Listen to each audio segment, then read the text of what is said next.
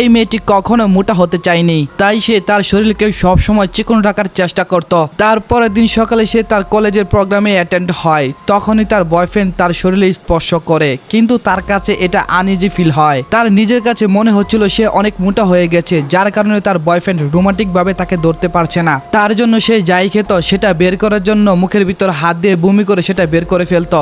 একদিন তার বয়ফ্রেন্ডের সাথে দেখা করার জন্য মেয়েটি সমস্ত শরীর কাপড় দিয়ে একদম পেঁচিয়ে চিকেন করে নেয়, যাতে তার বয়ফ্রেন্ড তার শরীরের মোটাটা বুঝতে না পারে। আয়নার সামনে দাঁড়িয়ে যখন মেয়েটি তার শরীরটা দেখছিল, তখনই তার বয়ফ্রেন্ড সেখানে আসছিল, আর তখনই মেয়েটি সেখান থেকে দৌড়ে পালিয়ে যায়, যাতে মেয়েটির বয়ফ্রেন্ড মেয়েটিকে দেখতে না পারে। তখনই সে আড়ালে গিয়ে একটা জামা পরে নেয়, যাতে মেয়েটির শরীরের মোটাটা কোনোভাবেই না বোঝা যায়। হঠাৎ করে মেয়েটির বয়ফ্রেন্ড মেয়েটিকে দেখে ফেলে। তারপর সেই মেয়েটিকে নিয়ে একটা সুইমিং পুলের কাছে যায়। তার বয়ফ্রেন্ড সেই সুইমিং পুলের ভিতরে গোসল করছিল, আর মেয়েটিকে বলছিল সেই সুইমিং পুলের ভিতরে নামার জন্য।